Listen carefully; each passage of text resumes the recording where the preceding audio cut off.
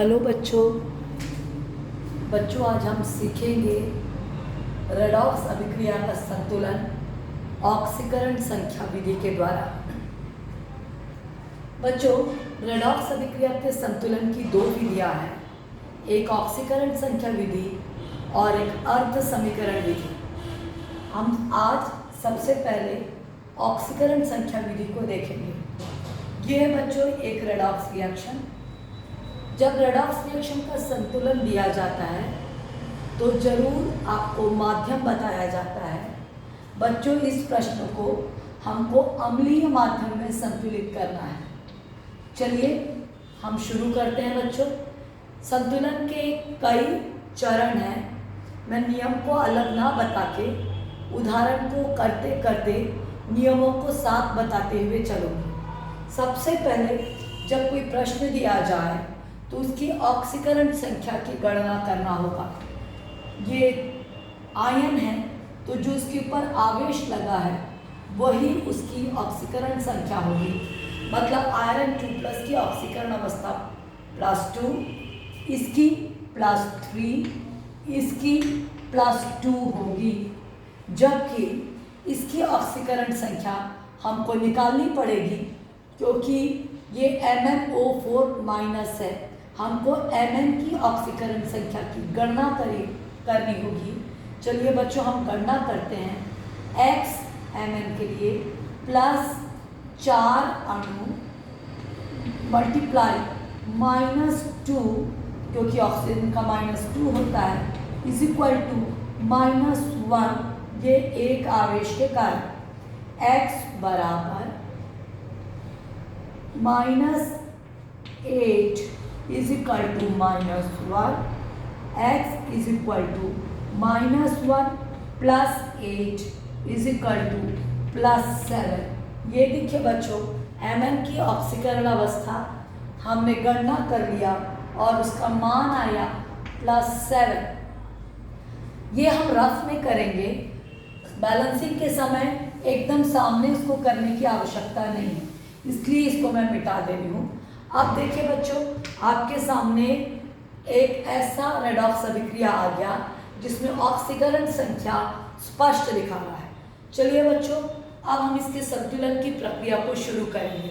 सबसे पहले स्टेप में हमको ऑक्सीकरण और अपचयन अभिक्रियाओं की पहचान करनी होगी। चलिए बच्चों करते हैं। मैं अब इस शीर्षक को मिटा दे रही हूँ ताकि हम उस जगह को इस्तेमाल कर पाएँ। ओके बच्चों, ये देखिए, ये +2 आयरन के जोड़े आयरन को देखते हैं। ये देखो बच्चों, वो आयरन Fe2+ Fe3+ में जा रहा है। संयोजकता बढ़ रही है, ऑक्सीकरण संख्या बढ़ रही है, इसलिए बच्चों ये ऑक्सीकरण होगा। जबकि ऊपर की अभिक्रिया में देखते हैं +7 से +2 में जा रहा है, मतलब ऑक्सीकरण संख्या घट रही है, अर्थात ये अपचयन होगा। ये देखो बच्चों, ये बैलेंसिंग का पहला स्टेप था, पहला कदम था।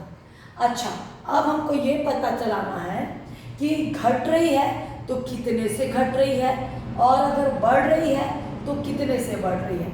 इस अभिक्रिया को देखो बच्चों, 2 से 3 में जा रहा है, मतलब 1 की वृद्धि हो रही है। और यहाँ पर 7 से 2 जा रहा है, मतलब 5 का घटाव हो रहा है। अब बच्चों हमको ऑक्सीकरण और अपचयन अभिक्रिया दोनों को संतुलित करना होगा। संतुलित करने के लिए हम कैसे इन दोनों को संतुलित कर सकते हैं? देखो बच्चों, इसमें 5 की वृद्धि घटाव और यहाँ 1 की वृद्धि हो रही है। निश्चित बच्चों, इसको अगर हम 5 से गुणा कर दें इस अभिक्रिया को तो दोनों संतुलित हो जाएगा।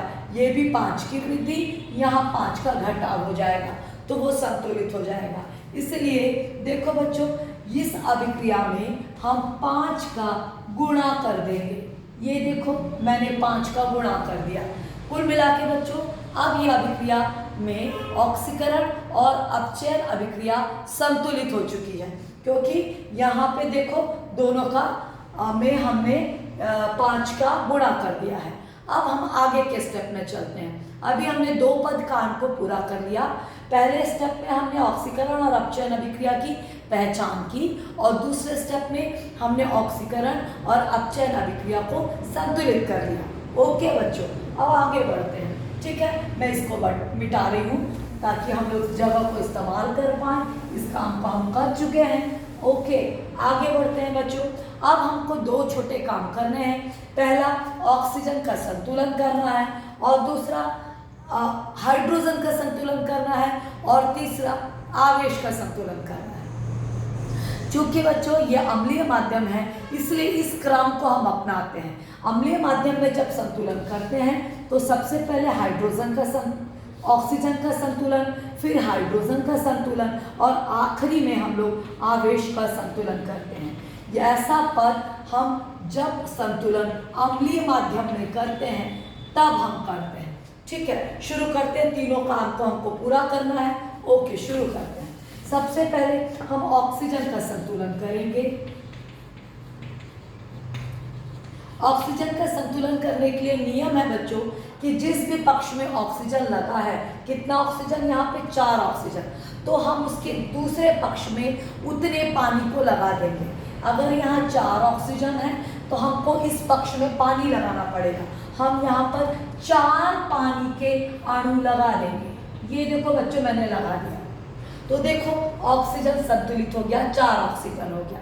ठीक, ये कार्य पूरा हो गया बच्चों। अब हम देखते हैं हाइड्रोजन का संतुलन। हाइड्रोजन का संतुलन करने के लिए देखो बच्चों, यहाँ पर हमने 4, कितना हाइड्रोजन है, 4 दूनी 8, तो उसके इस पक्ष में, क्योंकि वहाँ हाइड्रोजन पहले से है, तो उसके उल्टे पक्ष में हम यहाँ पर क्या लगा देंगे, 8 हाइड्रोजन लगा देंगे, क्योंकि यहाँ पे 4 दूनी 8 है। ये देखो H+ के रूप में लग गया। क्यों? क्योंकि यह अम्लीय माध्यम है। अम्लीय माध्यम में अम्ल H+ आयन देता है। ये देखो बच्चों, अब हाइड्रोजन भी लग गया, ऑक्सीजन भी लग गया, मतलब हमारा ऑक्सीजन भी संतुलित हो गया, हाइड्रोजन भी संतुलित हो गया और हमारा संतुलन अम्लीय माध्यम में हो गया। ठीक, अब आखिरी और तीसरा काम है आवेश का संतुलन। थर्ड स्टेप है आवेश का संतुलन। आवेश का संतुलन बच्चों करने की जरूरत नहीं है, क्योंकि यदि यहाँ तक का काम हमने सही किया है तो आवेश अपने आप संतुलित हो जाएगा। हमको सिर्फ चेक करना है। देखते हैं बच्चों, यहाँ पे देखो 5 दूनी 10 धन चार्ज है, यहाँ पर 1 ऋण है बच्चों। ठीक है, ओके, 5 दूनी 10 धन, 1 ऋण और यहाँ 8 धन है। ये देखो 8 हाइड्रोजन का 8 धन। ठीक है, ओके। अच्छा, आगे चलते हैं। आगे हम चलते हैं इस तरफ। ये हमारा एक पक्ष का आवेश हो गया 18 - 1 मतलब 17 आवेश। अब हम अपने दाहिने पक्ष को चेक करते हैं। यहाँ देखो बेटा 5 × 3 = 15 और यहाँ पे 2 धन और है मतलब 17। ये देखिए बच्चों, बायां पक्ष और दाएं पक्ष दोनों में आवेश समान आ गया। इसको करने की आवश्यकता नहीं है।